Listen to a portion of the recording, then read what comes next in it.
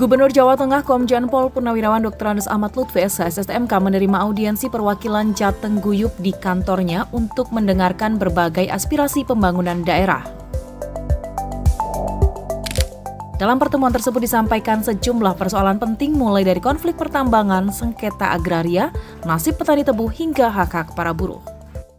Tentang Perda Tata Ruang yang awalnya sebelum tahun 2009 Perda Tata Ruang provinsi maupun kabupaten yang awalnya peruntukan di Pegunungan Kendeng adalah untuk pertanian dan pariwisata kemudian dirubah menjadi pertambangan dan industri.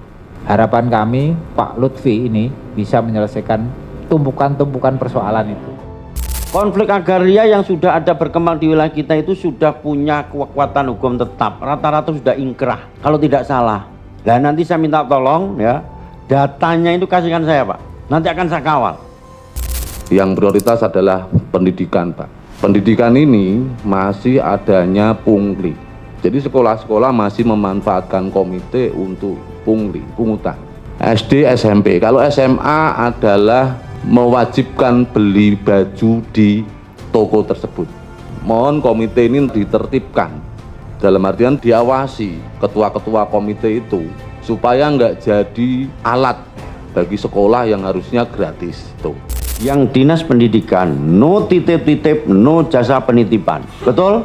Siap, betul Bapak. Itu di tingkat SMA yang menjadi kewajiban provinsi. Nah ini ada kasus, saya minta tolong nanti kasusnya segera tindak lanjuti. Siap. Jadi dicatat kasus di mana dia yang sampai membayar, apalagi seragamnya ditentukan. Siap. Nah, itu sudah nggak sesuai dengan nafas kita. Proses itu. Infrastruktur jalan yang ada di Randu Batung dan Cepu itu didengar, hingga akhirnya kita buat aksi itu menanam pisang agar supaya Bung Ahmad Lutfi selaku Gubernur Jawa Tengah itu juga melihat bahwa ada persoalan infrastruktur jalan yang ada di Blora, terutama di Cepu dan Randu Batung. Bapak Ibu sekalian, kita memperbaiki jalan itu tidak bisa musim hujan.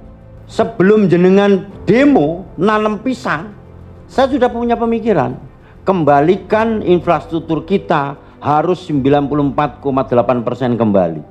2026 kemantapan jalan harus 94%. Dan kemarin semua jalan terpenuhi, tinggal kontrak, lelang, bangun. Kami dari Wonogiri saat ini sedang menghadapi permasalahan dengan rencana pendirian pabrik semen dan tambang batu gamping. Kami antisipatif karena ini sebelum terlanjur. Kami yang berada di sini bukan anti pembangunan Pak, tapi kami hanya berharap bahwa pembangunan ini tidak mendahului keadilan.